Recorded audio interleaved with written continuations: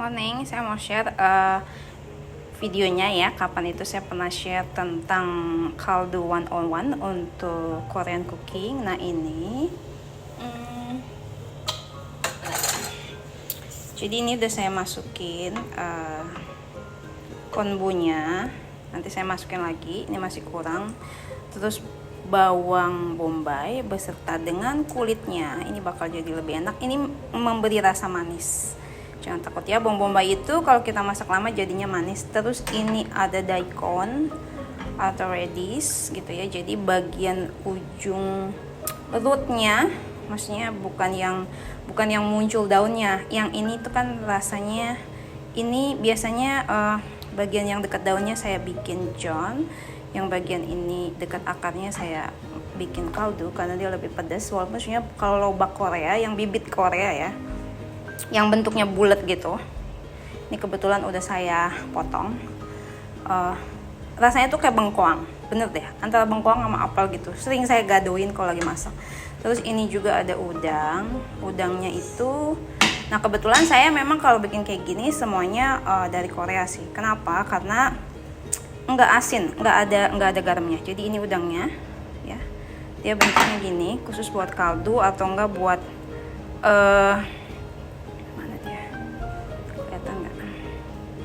dicemilin begini aja tuh enak banget. Terus ini ikannya ya, ini ikannya ini habis saya sangrai tadi sebentar untuk ngilangin bau amisnya aja sih. Nama ikannya apa nanti saya cek ya, saya taruh di description. Jadi ini saya beli dari Korea ya, terus buat bikin kaldu. Terus saya kasih ikan terinya ini, jadi sama saya udah di gutnya udah saya buang gitu ya, kepalanya bisa dikonsumsi.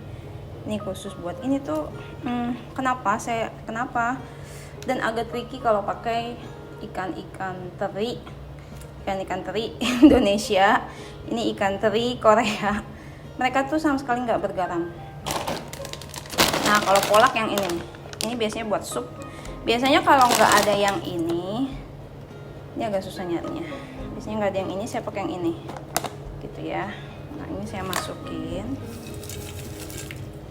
itu. Terus apa namanya, kombunya itu saya pakai yang bagus ya. Ini tuh kaya banget sama iodine, selenium juga. Nih segini. Tadi udah saya masukin setengah, ini nanti saya masukin setengah lagi ya. Yang warna putih-putih ini, nanti sama teman-teman bisa dielap pakai lap basah, taruh di atas meja, habis itu digunting-gunting, masukin toples. Kalau mau tahan lama bisa dimasukin kulkas atau dimasukin freezer gitu ya. Kemarin saya juga beli lagi, ada satu lagi merek yang lain. Kalau yang ini saya beli di Indonesia ya, di Kmart atau di Mungunghwa ada, cuma lagi habis, jadi saya pesan ke Just Tip Korea saya, yang saya udah langganan sekitar 7 tahun gitu, untuk dia cari. Terus kok belinya kenapa nggak di sini aja? Jadi gini, ini kan berapa gram ini? Ini kan 10.000 won ya. Ini tuh 400 gram. Ini tuh kalau saya nggak salah inget nih, harganya sekitar 200 atau 250 lah paling mahal ya. Di Indonesia itu kalau beli di Mungunghwanya itu 50 gram harganya sekitar 50 sampai 70.000. Itu yang bagusnya. Artinya asli dari Koreanya gitu. Kalau misalkan beli di Shopee atau beli di Tokopedia, saya sama sekali tidak menyarankan. Kenapa? Karena pasti lama. Itu produk lama mereka. Maksudnya nggak terjamin lah keasliannya. Terus gini, ini tuh yang grade berapa sih? Jadi ikan teri buat kaldu tuh ada banyak grade-grade-nya ya. Yang paling murah tuh yang sebesar ini. Yang mahal tuh yang kecil-kecil. Saya punya dalam berbagai macam bentuk. Jadi suami saya tuh suka ikan teri, tapi saya nggak mau beli teri Indonesia karena proses pembuatannya tidak baik. Terus karena mereka tuh ngeringin. Dan kenapa mereka tuh bagus banget ikan-ikan keringnya? Karena di Korea itu jadi bancan setiap hari. Kayak gini tuh bisa diolah jadi bancan. Biasa saya kalau tumis sayur kayak sawi atau apa gitu yang cuma pakai bawang putih doang, saya tambahin ini supaya ada rasa-rasa enaknya, sehingga tidak perlu pakai kaldu, tidak perlu pakai kecap asin, malah garamnya dikit banget kayak gitu. Nah ini saya masukin ke sini, jangan terlalu banyak. Ini juga akan saya potong-potong kecil banget untuk taburan John ya. Nah jadi ini yang bagian itunya, bagian atasnya ya, dari daikonnya ya. Nah jadi nanti ini saya cincang, saya masukin sini, terus saya tambahin juga cabai congyang pepper. Itu saya beli juga dari Korea. Just tip, fresh chili, sebagian lagi saya keringin, mau saya bikin bibit, sebagian lagi saya makan. Kenapa saya bilang itu tuh rasanya enak banget. Kalau teman-teman ada yang pernah konsumsi jalapeno pepper, itu kan begitu kita konsumsi kan burst flavornya tuh kerasa di mulut ya, itu pun sama. Itu tuh kalau mau ngerasain makanan Korea yang otentik, jangan pakai cabai rawit, jangan pakai cabai rawit hijau, jangan pakai cabai rawit oren. Even cabai merah mereka pun beda, manis, rasa cabainya tuh mirip-mirip kayak bell pepper gitu. Saya beli juga untuk saya bibitin. Yang congyang ini enak banget dan nggak terlalu pedas, dan itu tuh pas banget buat bikin John gitu ya. Ini saya mau bikin daikon John itu sama ini. Nanti kaldunya tuh saya siapin, saya mau bikin gukso ya. Saya mau gukso, saya mau bikin guk itu sup ini ditambah sama tofu ya. Ini tofunya tuh enak banget, jadi kalau makan ini ada di Munggungho juga. Ini tuh kayak jadi ini saya buka tuh saya cemilin, itu rasanya kayak makan apa namanya, soy milk, enak banget. Terus flavornya tuh enak banget kayak gitu ya. Tunggu bentar ya, ini tuh enak banget. Terus nanti mau saya tambahin juga pakai ini dan pakai congyang pepper juga, pakai gochugaru juga, terus sedikit juga. Udah, jadi yang penting memang ketika kita sering konsumsi sering masak makanan Korea, yang paling penting itu adalah bikin kaldunya gitu ya. Ini sekitar 4 liter saya bikin sekalian. Jadi mau bikin sundubu, mau bikin doenjang jjigae, kimchi jjigae, atau apa gitu, guk gitu ya, atau mau bikin guksu, sup-supan yang mie berkuah gitu, itu bisa pakai ini. Rahasianya resepnya nomor 1 ini. Nah ini tuh disesuaikan. Biasanya saya kasih ini daun bawang bersama dengan akarnya, daun bawang yang agak besar bersama akarnya cuci bersih. Kalau beli di Kmart atau beli di Munggungho, itu akarnya tuh udah bersih gitu, karena mereka pakai itu untuk daily cooking ya. Nah ini tuh bisa disimpan sekitar 5 hari di kulkas. 5 hari di kulkas. Tapi biasanya kalau saya sebelum 5 hari udah habis. Karena saya bikin sup itu kadang sehari minimal sekali. Regular tuh bisa 2 kali sampai 3 kali bikin sup tuh. Saya kan masaknya pagi, siang, sore. Ya memang sukanya seperti itu. Produktif ataupun tidak, tapi memang saya sukanya begitu. Jadi disesuaikan saja dengan kondisi lifestyle-nya masing-masing. Terus sensitivitas masing-masing. Ini kebetulan kami tidak ada sensitivitas dengan bahan yang ini, silakan disesuaikan ya. Nah ini tuh enaknya kalau bikin kaldu tuh bagusnya, ini mirip sama Jepang sih, mereka pesan sama pakai kombu. Jadi ini kan namanya disebut juga sebagai dashima. Kalau orang Korea tuh nyari ini bukan nyari kombu. Jadi kalau mereka kalau ke Kmart nanyanya ada dashima nggak? Kalau ke Kmart itu ada di Blok M ya, sama di mana lagi ya? Kayaknya Blok M sama Kelapa Gading gitu. Nah, kalau Munggungho itu ada di mana-mana. Di Blok M ada, terus di Lipo Cikarang ada, di Kelapa Gading ada, di PIK ada. Kalau nggak salah, di deket daerah kemarin apa namanya tuh? Grand Indonesia juga ada. Ini nanyanya sama petugasnya, sama SPG-nya, ada dashima nggak? Namanya dashima ya. Biasanya orang Korea nanyanya begitu. Aduh, nyemplung. Ya begitu. Nah ini tuh kaldu yang seperti ini enak banget. Sekitar 10-15 tahun saya sudah setiap hari sehari 3 kali masaknya tuh masakan Korea. Kenapa? Pertama saya suka gitu ya, ini soul food banget. Jadi ini tuh peace dengan tubuh saya. Jadi ketika kita makan sesuatu bukan kekinian, saya nggak ikut-ikutan kekinian ya. Ingat, saya udah sekitar 10 sampai 15 tahun rutin setiap hari. Kalau saya nggak makan sekali aja, misalkan makan di luar, saya bisa stres karena tubuh saya tuh craving gitu.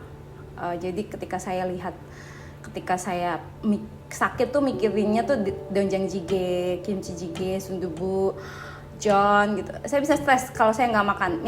Minimal dalam sehari sekali aja, misalkan makan paginya atau makan siangnya. Tapi biasanya sih pagi siang sore ya saya bikin. Dan akhirnya seluruh keluarga saya udah terbiasa, walaupun anak pertama saya ya nggak semua dia suka gitu. Tapi yang John sayuran itu dia suka. Vegetable pancake. Nah sebenarnya saya tuh senang banget kayak kaldu Korea sama kaldu Jepang dibandingkan kaldu Western, yaitu kayak kaldu sapi, kaldu apa tuh? Panas. Kaldu sapi, kaldu ayam. Kenapa? Karena saya tuh agak-agak saya senang makanan itu yang plain rasanya. Yang plain, seplain mungkin, atau enggak agak-agak pahit, atau enggak agak-agak asam. Yang manis saya kurang suka. Atau yang terlalu rich banget saya nggak terlalu suka. Ya makan sehari sekali oke. Tapi sehari 3 kali suruh makan sesuatu yang rich bisa stres saya. Kayaknya tuh kurang sesuatu gitu. Jadi kalau makanan Korea saya senang karena rasanya nano kan. Jadi setiap menunya itu berbeda. Ada yang rasa pahit, ada yang rasa asam, ada yang rasa manis sedikit. Manisnya tuh dari vegetable-nya biasanya ada yang smoky rasanya, kayak misalkan jajang gitu ya, atau enggak campong, sama bulgogi juga. Terus bikin sam juga kayak gitu, kayak yang macam pork belly. Cuma kalau saya nggak pakai pork, saya pakainya chicken atau enggak beef, tapi jarang sih biasanya chicken. Bukan masalah sehat atau enggak sehat, halal atau enggak halal, saya kurang suka aja. Pokoknya itu sesuatu yang rich banget. Itu memang enak banget sih, tapi saya nggak suka. Jadi kita harus nemuin suatu jenis makanan yang make a peace with our body gitu. Akhirnya anak saya udah biasa. Kalau anak saya yang nomor 2 sama nomor 3 itu udah biasa banget makanan Korea. Mereka suka banget gitu ya. Nah kalau yang nomor 1 senangnya masakan Indonesia. Karena dulu di awal nikah saya belajar masak makanan Indonesia. Tapi kan masalahnya bikin makanan Indonesia tuh bukannya saya nggak mau ya, ribet aja. Terusnya tuh lama dan pasti saya nggak bisa disiplin waktu jam berapa makan. Itu karena saya sehari 3 kali masak.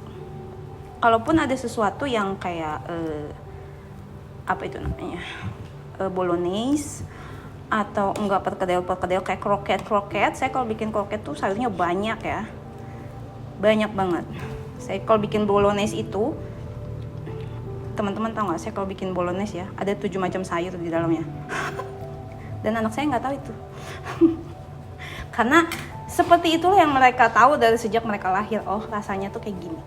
Jadi kalau mereka makan di luar, mereka agak bingung, kok rasanya gini ya, gitu. Karena saya memang to the point yang mereka itu even masih SMP pun sama saya tuh dibekelin. Anak saya yang SMA aja saya bekelin ke sekolah. Kalau lagi nggak sempet banget, lagi super sibuk sekali, atau mamanya terlambat bangun, which is saya biasa bangun jam 4 pagi untuk nyiapin sarapan gitu ya.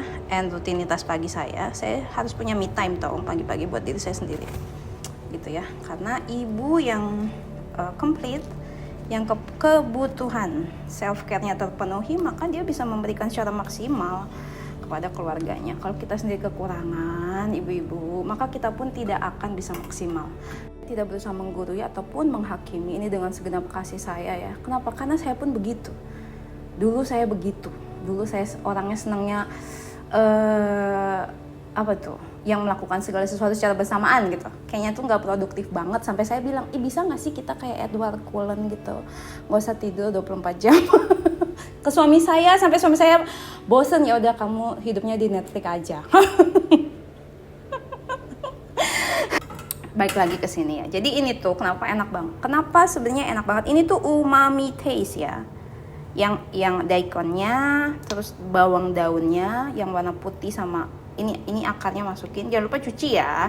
Ini tuh ngasih rasa manis. Ya, manisnya bukan manis gula, bukan manis madu, bukan manis maple syrup ya teman-teman. Ya ada rasa seger gitu. Kalau orang Korea tuh bilangnya sayonara. Apa tuh? Sayonara. pas mereka makan guk gitu ya, sup-supan yang semangkok gede gitu, terus kayak kita makan ramen, langsung dari mangkoknya menyegarkan, mereka bilang seperti itu. Itu tuh bener banget. Tadinya saya bingung maksudnya apaan sih, kok sup kok menyegarkan? Kan kita kan taunya sup lodeh, sup sayur asam ya, emang itu menyegarkan? Kayaknya kagak deh. Sup soto yang ada tuh enak gitu ya, kita makan langsung kuahnya, langsung kita habisin, langsung kita minum dari mangkok gitu kan. Tapi kayak budaya Jepang, budaya Korea, karena kuah mereka tuh menyegarkan, menyegarkan jiwa dan tubuh saya. Nah ini tuh, jadi ini kan umami taste ya yang dibilang dari MSG. Ini awalnya tuh dari sini nih. Ini tuh kaya banget sama vitamin sama mineral. Saya udah share ya di grup saya, close group. Di situ saya dampingi untuk semuanya. Nah ini tuh kan umami taste yang plant ya. Ini tuh ini tuh kalau di Korea sama Jepang tuh bukan di factory, apa sih namanya, ditanam. Bukan ditanam, apa namanya, jadi bukan di lautan lepas begitu aja, enggak. Mereka punya perkebunan, bukan perkebunan ya, ini namanya apa sih? Yang di laut itu loh, peternakan laut ya, itulah. Jadi bisa organik, itu yang saya beli tuh, ada tulisan organik, free heavy metal, kayak gitu lah. Nah terus ini tuh kan umami taste yang dari vegetable ya, yang dari vegetarian lah, anggap kayak gitu. Nah kalau ini kan umami taste yang dari seafood ya, dan seafoodnya pun berbagai macam jenisnya. Biasanya ada satu lagi kalau di Korea tuh, kalau mau kompleks banget sama mereka tuh dimasukin kerang yang udah kering. Saya udah minta sama just tip saya, mereka masih belum menemukan. Saya pengen tahu kalau dimasukin kerang yang udah kering tuh kayak gimana. Kerangnya itu muscle ya, muscle-nya tuh beda, jangan disamain sama muscle kita. Muscle kita mah udah mau bau, udah mau penuh dengan garam. Mereka tuh nggak pakai garam. Ya lihat aja, kalau mau lihat dokumentari makanan Korea tuh carinya tuh di YouTube, namanya Arirang. Terus tulis misalkan Arirang, tulis misalkan bab itu kan nasi ya, nasi putih, atau enggak guksu misalkan kayak gitu, atau enggak guksu itu noodle kuah. Kalau guk itu semua sup-supan yang kuahnya banyak, atau enggak misalkan tulis doenjang, itu cara pembuatan doenjang itu yang tauco, itu cara pembuatan gochugaru gitu. Itu ya sedikit banyak secara dasar bisa belajar dari situ sih. Secara nggak dasar ya pengalaman seperti saya bertahun-tahun kayak gitu. Nah biasanya saya kalau bikin kimchi, kalau buat saya airnya dari sini, tapi tentu saja saya masukin yang lain-lain. Itu adalah secret recipe. Kadang juga saya pakai bone broth, tapi tentu saja saya masukin juga yang lain-lain. Biasanya saya masukin tuh banyak antioksidan, banyak adaptogen ke dalam kimchi saya. Kira-kira seperti itu. Ini dibiarin ya. Jadi ini kalau masak ini setelah 30 menit ini harus dikeluarin. Kalau enggak nanti cloudy airnya. Paling lama 45 menit lah. Ini keluarin, habis itu masak lagi yang ini. Masak lagi 30 menit yang ini. Apinya kecil sekali. Tuh, selalu ingat ya teman-teman. Masak kaldu apapun harus dibuka. Jangan tutup. Dibuka ya, kayak gitu. Nanti masukin ke jar-jar teko kaca, habis itu masukin kulkas. Terus ingat, selalu taruh di drawer paling bawah, yang pintu kulkas. Kenapa? Karena saya pernah bikin infusion marshmallow root, warnanya itu mirip kayak gini, dan tereng saya masukin dong. Ini kuah kaldu ini saya masukin ke dalam campuran smoothie. Oh, Elis. Saya tuh baru sadar setelah saya masukin, setelah saya play gitu ya smoothie-nya. Habis gitu saya gaya-gayanya pengen minum si marshmallow-nya itu straight from the jar gitu. Pas saya minum, loh kok rasanya rasa ikan. Terus saya cobain smoothie-nya, puji Tuhan, untung rasanya nggak rasa ikan, minimal anak gue nggak tahu lah, padahal di situ ada kaldu. Gitu ya, kenapa? Karena smoothie saya rasanya bermacam-macam, manis, asam, asin, dan ada pahitnya. Jadi ini nggak kerasa ini.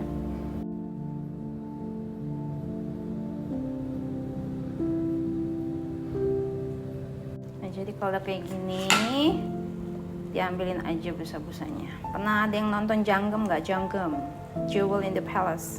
Dia itu saya ingat banget, udah jadul banget ya. Terus saya udah ngefans banget tuh sama masakan Korea. Jadi sebenarnya itu sih titik poin yang akhirnya saya tuh aku mau bikin itu semuanya. Jadi dia itu ada satu pertandingan yang dia alami, kalau nggak salah yang final gitu, sampai akhirnya dia terpilih sebagai koki istana ya. Jadi dia itu berhasil memenangkan itu karena dia itu menyaring kaldunya, teman-teman. Jadi pengetahuan yang kecil ini yang mungkin cuma gitu doang, ngapain sih? Ternyata itu penting sekali. Itu tuh membuat perasaan si raja itu waktu makan kuah kaldunya itu rasanya tuh clean gitu ya. Ini saya ambil. Saya ambil ya. Ini kan sudah lebih dari 30 atau 45 menit. Ini saya ambil, sudah, your job is done. Kita keluarin gitu. Jadi kita jangan maruk, karena memasak itu kalau mau hasilnya baik, kalau mau standar chef itu ada tata caranya. Kalau mau tidak terstandarisasi ya nggak apa-apa, paling nanti kuahnya cloudy. Kita tuh mau kuahnya tuh clear. Jadi ketika bikin terutama kayak guksu gitu yang noodle-nya warnanya putih, kuahnya tuh bagus. Gitu sih. Itu important matter banget. Maksudnya kuahnya clear itu bukan kuahnya warnanya putih ya. Gimana saya menjelaskannya? Ya itulah. Saya udah mendalami cooking ini udah kayaknya sejak saya menikah. Saya menikah umur mungkin udah 20 tahun gitu lah. Saya nikah hampir 25 tahun ya. Jadi saya sudah mempelajari banget masakan secara autentik dan terstandarisasi sesuai dengan budaya. Dan nih lihat nih, coba lihat,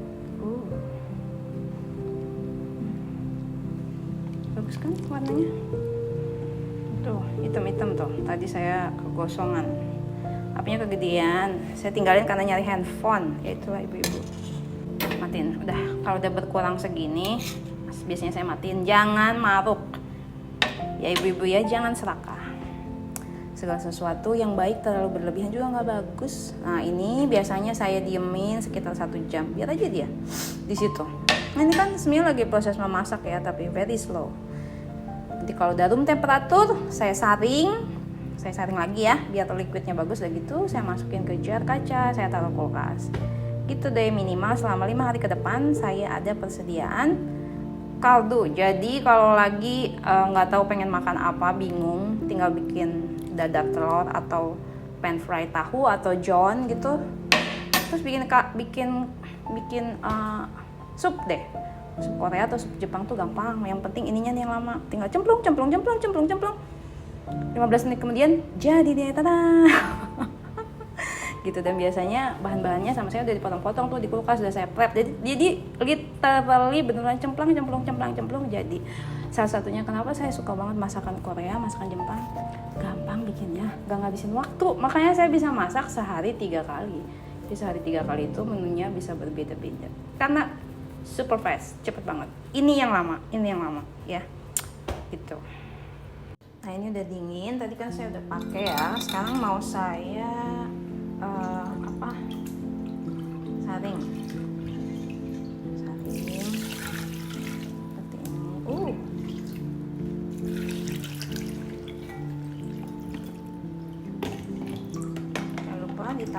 dialasin ya, kayak mejanya nggak kotor. Lain kayak saya mejanya lihat air gitu. Nah ini saya bisa taruh di botol kaca, jar kaca seperti ini ya. Ini mereknya Halls ya, mereknya ini ya. Hardware ada yang ukuran segini, ini yang 500 ml, ini yang 800 ml. Jadi kalau yang 800 ml tambahin lagi air 250 ml atau 1 liter 500 ml ketika masak.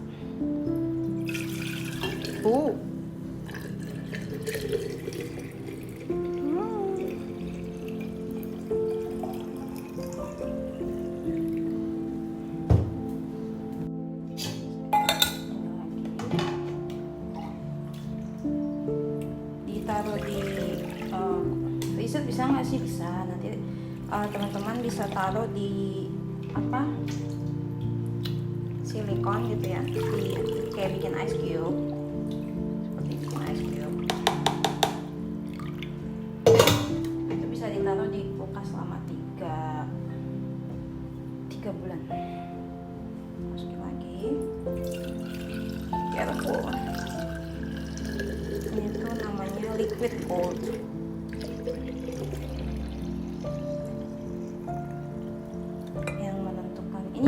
Selain buat sup-supan gitu, bisa untuk kayak waktu teman-teman bikin sayuran yang masak tumis-tumisan yang kasih ada air-airnya, nyamuk-nyamuk gitu, nggak bisa pakai ini. Itu tuh akan ngerubah rasa banget. Udah gitu juga ini tinggi sama berbagai mineral. Dia tidak mau ditinggalkan ya. Kelebihannya saya masukin sini ya.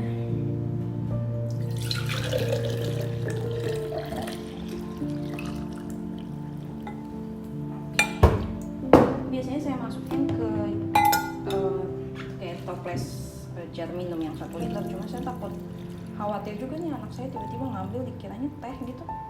Karena saya sering bikin infuse water atau cold brew tea gitu ya. Jadi dikira sama dia itu diminum lagi. Yang kecilnya ada yang 250 ml, 300 ml sebenarnya. Biasanya ini saya pakai buat bikin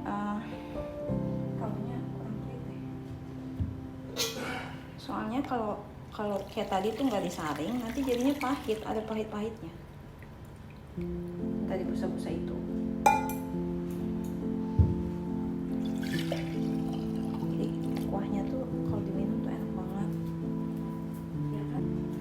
Sebelum masuk kita lap dulu, jangan lupa dilap ya. Nah ini mereka tuh punya botol tuh 2.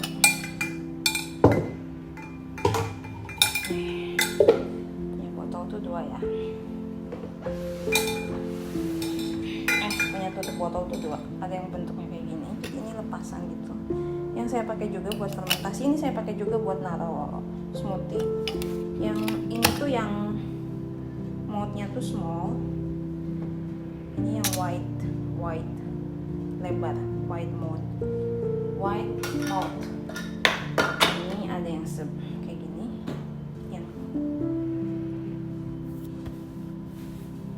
Ada yang kayak gini ya, plastik, dan ada yang copotan. Ini kalau udah berkarat harus dibuang ya. Kalau bisa bikin fermentasi atau herbal harus dibuang. Ini bisa dibeli terpisah, tapi ketika teman-teman beli ke S1-nya kayak gini, yang seukuran ini kayaknya 25 ribuan deh. Yang sebesar ini mungkin 30 ribu, sebelah start ini mungkin 35 ribu. Ini saya beli udah lama banget. Soalnya ingat ya, ini kan udah matang. Jangan taruh di kulkas tuh, jangan di plastik. Udah matang, makanan itu harus taruh di kaca. Apalagi kalau yang ada liquidnya, harus banget taruh di kaca. Kalau nggak licin, walaupun itu bukan satu lagi tuh ya. Yang kecil juga ada. Ya.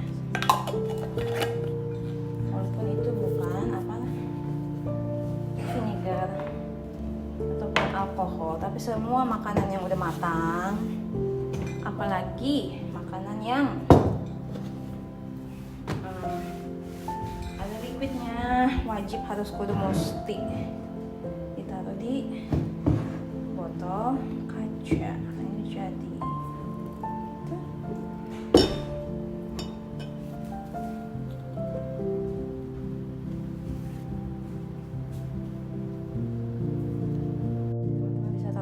sampai 5 hari atau di ice cube bisa sampai 3 bulan. Jadi kalau pas memasak tinggal tambah-tambahin aja bentuk-bentuk bekunya, frozennya ya gitu. Semoga memberkati.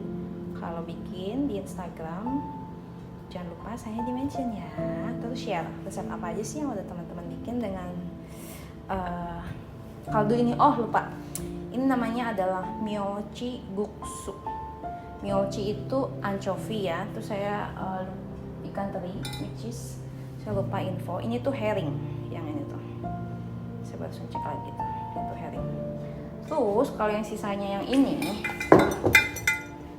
misalkan teman-teman, sayang banget, kok nggak dibikin? Ya silahkan, pakai air 1 liter. Jadi kaldu yang encer, masih bisa kok, masih bisa digunakan. Silahkan gunakan. Ya jangan lupa kalau misalkan masak sama saya ininya dimasak atau dimakan. Itu ya rasanya kayak bengkoang dan apel. Makanya saya bela-belain tiap kali pulang gereja tuh saya beli ke Mugunghwa. Karena kalau pakai wedis atau lobak yang di pasar, which is yang bibitnya Indonesia yang panjang-panjang itu tuh pedas dan pahit dan langu. Ini tuh manis. Itu manis. Jadi kalau masak pas bikin kuahnya ini, terus mau dimasak sayurnya, ini tinggal dipotong, cemilin aja, enak. Kalau dicemilin kayak saya. Semoga sharing saya hari ini yang membuat teman-teman bosan, karena saya akhirnya jadi banyak curhat. Gak apa-apa. Jadi bisa mengenal saya lebih baik lagi ya.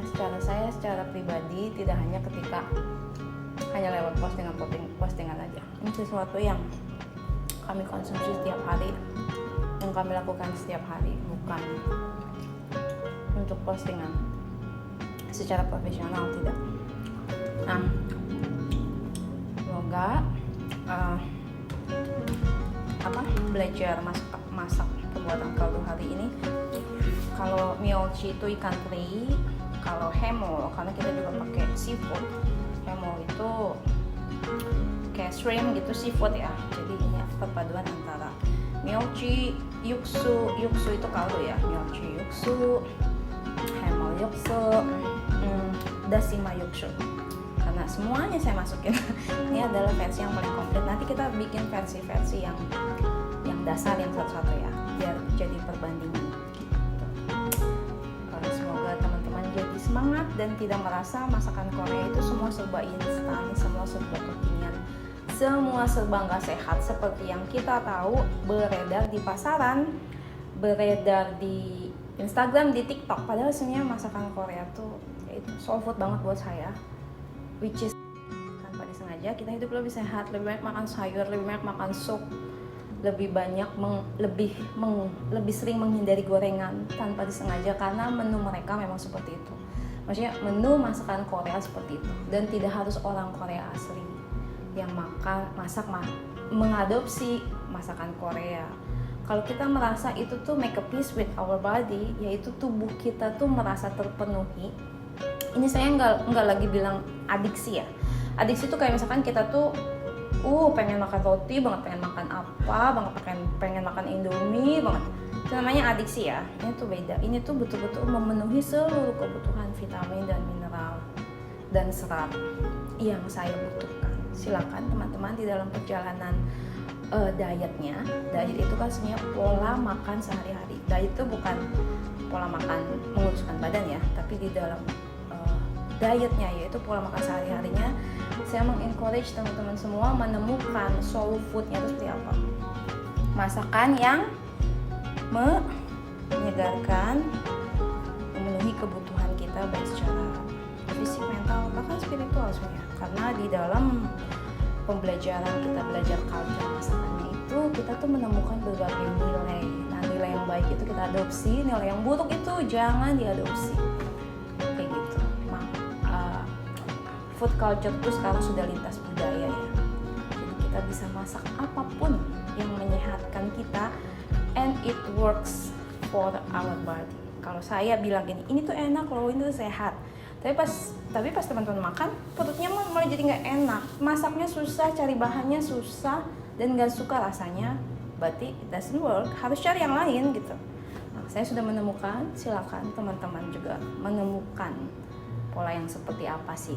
Dan udah tahu kan pantangan-pantangan mana yang sehat, mana yang nggak sehat.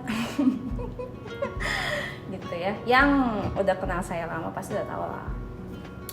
Dan yang sudah ada di grup saya pasti udah tahu yang mana sehat, yang mana tidak sehat. Jadi disesuaikan. Jangan bilang katanya soul food, tiba-tiba masakan Padang terus setiap hari soul food. Jangan, itu kan cara memasaknya nggak baik. Sebulan sekali oke lah, 3 bulan sekali oke. Setiap hari, sehari 3 kali, akan ada saatnya tubuh kita demo. Akhirnya demo itu muncul dalam bentuk simptom-simptom. Yang simptom-simptom ini dicuekin, akhirnya muncul dalam bentuk diagnosa dokter medis. Nah, kalau udah kayak gitu kan jadinya investasi kesakitan.